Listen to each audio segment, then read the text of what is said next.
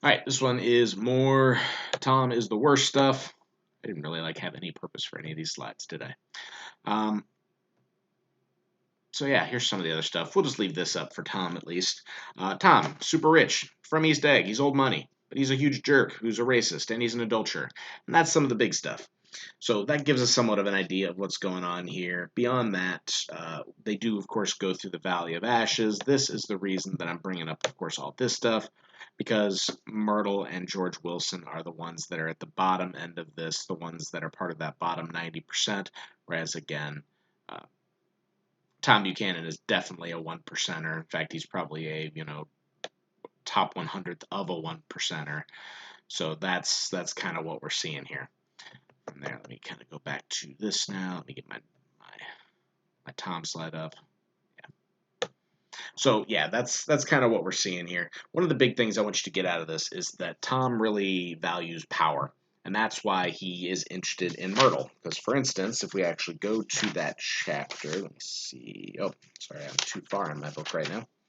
But I want to look at the very beginning. So they show up, and like he wants power, so he likes to surround himself with people that are less than him socially. Socially, Daisy is his equal. Daisy is of a family that it was a big deal when Daisy Fay, that's her maiden name, and Tom Buchanan were to get married. And you'll find out a lot more about that in later chapters, but this was a big deal because it was two families that were incredibly rich joining together. It's sort of almost like when you have a prince or a princess from neighboring countries coming together for a political alliance. It's that big of a deal in some ways. Get rid of this. But with that in mind, uh, he wants to surround himself by people that he can control. So he likes being around Nick. Nick's roughly of his class, but a lot lower than him still. Nick's a one percenter, but he's not a 1% of 1% type of guy. And he even literally says this to Nick, who, remember, is Daisy's cousin. We're getting off. I want you to meet my girl. They get off the road on the way to New York City so that he can introduce Nick to his mistress. It's pretty bold stuff. From there, of course, we have he's pretty much a jerk to Mr. Wilson, kind of manipulating him. There's this whole thing where he seems to be willing to sell his car to Wilson. Wilson can make a bunch of money off it because he can fix it back up to whatever its original specs were, and then be able to sell it for a good profit. And he's really excited about this, and Tom is keeping him on the hook for this all the time. He doesn't want to let him off the hook. He just wants to have this power dynamic over George Wilson. And then we even get to just Myrtle's description.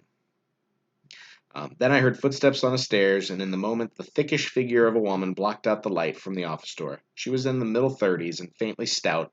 She carried her surplus flesh sensuously, as some women can. And even from there, her face, above a spotted dress, contained no facet or gleam of beauty. But there was an immediately perceptible vitality about her, as if the nerves of her body were continually smoldering. No facet or gleam of beauty, surplus flesh sensuously as some women can, middle 30s, thickish figure of a woman.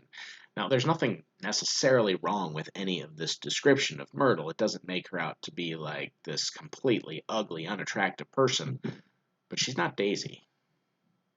She's not Daisy socially.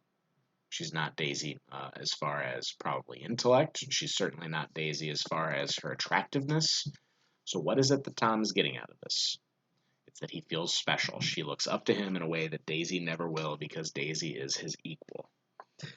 We see him be, a jerk to everyone from, of course, Wilson earlier to the person with the dogs. I always love that line because, it's just a line that Tom is such a jerk about this, in a way that just almost kind of shows that he almost doesn't understand capitalism, the thing that presumably made his family super rich, because he says this decisively, and it seems like it's said with a bunch of attitude. Here's your money. Go and buy 10 more dogs with it.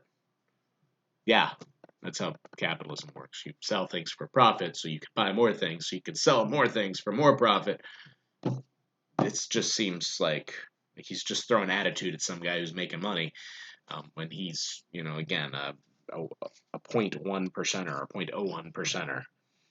Then we get, of course, to the party, and I'm going to hit a few things with Myrtle, but I want to just talk about a few other things at the party first.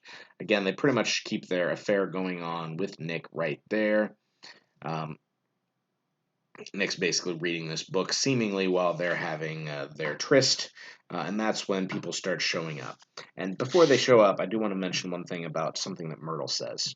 Myrtle calls and is inviting the McKees over, which we'll talk about in a minute, but also her sister Catherine. And on 28, she says, I'll telephone my sister Catherine. She's said to be very beautiful by people who ought to know. And this is like sort of getting Nick a date to hang out with. But the way she words it, she's said to be beautiful by people who ought to know, kind of gets to the idea that Myrtle values people of the upper class's opinion. She doesn't value her own opinion. She doesn't value George's opinion. But if someone like Tom says it, if someone who's of a higher class than her says it, then it must be right, that she doesn't have faith or confidence in her own judgments. And I think that that's an interesting thing because Myrtle is constantly looking up to Tom and thinking of Tom as this great catch when Tom's, horrible in every way, pretty much. From there, I do want to talk about the description of McKee's. This is on 30. Mr. McKee was a pale, feminine man from the flat below, and then it kind of talks about that he's a photographer. Uh, he's in an artistic game. Then we get Mrs. Wilson, who's talked about as shrill, languid, handsome, and horrible. And it's just one of those interesting things, the way these are worded. Uh, Shrill, languid, handsome, and horrible. Handsome being the most common, most kind word out of those, but it's kind of a weird word because obviously it's one that we associate more with men. So the wife seems to be pretty manly, the husband seems to be pretty feminine and artistic. We're definitely playing with stereotypes here, and if you haven't picked up on what I'm kind of implying yet, then you certainly will soon. We get to more Myrtle stuff. She has moments where she acts like she's higher up than she is. Everything from when her dress is complimented. Oh, this crazy old thing. I just slipped this on when I don't care what I look like, which is the most contrived thing she could possibly say there. Or how she's complaining about these people concerning the person that's supposed to bring them ice. You have to keep after them all the time. These people at this point are lower class people. She's a lower class person. This is her complaining about other lower class people, acting like she's better than them. So we get all this stuff. And then we get, of course, how this ends with supposedly Daisy's a Catholic, and that's why, according to Catherine, they can't get divorced, but eventually they will, and then they'll go out west to live for a while until it blows over. And yeah, that's not happening. Like, that's a lie. Nick registers it immediately as a lie because, of course, Nick knows Daisy's family. Tom's never going to leave Daisy for someone like Myrtle. He's got her on the hook, just like he's got George Wilson on the hook for the whole car thing. This is just a way to manipulate people so that he feels more powerful. From there, we of course have him be with the super awful moment of him actually hitting Myrtle. I'm not really going to focus on that too much because I assume that you got that down. And that takes us to two last things that I want to hit.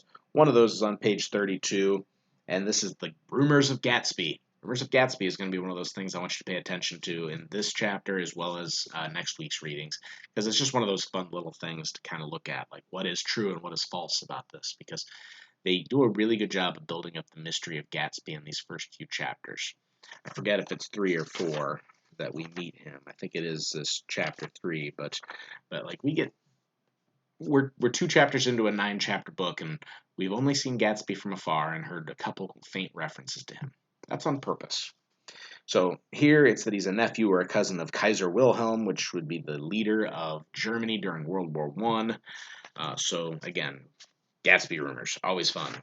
But then we get to the very end. He's talking with Mr. McKee. They take the elevator together, and as they start taking the elevator, we get just some weird moments here. And then, as it says, remember, he's said to be very drunk, and we get a ... He's coming out of something. I was standing beside his bed, and he was sitting up between the sheets, clad in his underwear with a great portfolio in his hands. And then a little later, then I was lying half asleep in the cold lower level of the Pennsylvania station, staring at the Morning Tribune and waiting for the 4 o'clock train. Now, this is not something that I think is a hugely key and important thing in this book, but it might help you understand some of Nick's behavior in this story. He doesn't seem to be really connecting with Catherine in this previous one, even though she's said to be very beautiful. And just some of the ways that he talks about other people in this book later. Well, he has this little moment with Mr. McKee. And again, when you kind of talk about how Mr. McKee is described and the stereotypes, especially 1920s stereotypes we're talking about, these are the same types of stereotypes that have persisted certainly much further. But it certainly seems like Mr. McKee is probably being described as someone who is homosexual, and Nick just had a very interesting evening with this man. And I'll just leave it at that, but it's just one of those things, like I said, it doesn't really come up the rest of the book, so it's not that important, but that's the only way that I can see to read this, because it's otherwise a very weird little moment. But it might help you understand Nick for other reasons, even though it's not hugely important for any other reasons. So that's the end of our Chapter 2 discussion. Next week, you will be reading Chapters 3 and 4 of our book, The Great Gatsby. Maybe 3, 4, 5. I'm going to look ahead and see, but probably just keeping it to 2 chapters a week. You'll be looking at rumors, so keep up looking at those. And otherwise, I'll post this in case you need the text of this, at least the rough text of this. I didn't read off the script, but I wrote the script out, so you'll see that as well as the slides all posted on Classroom. So thank you for watching if you watched, and I hope you're doing well out there. It'll be wonderful when I get to see all your faces again.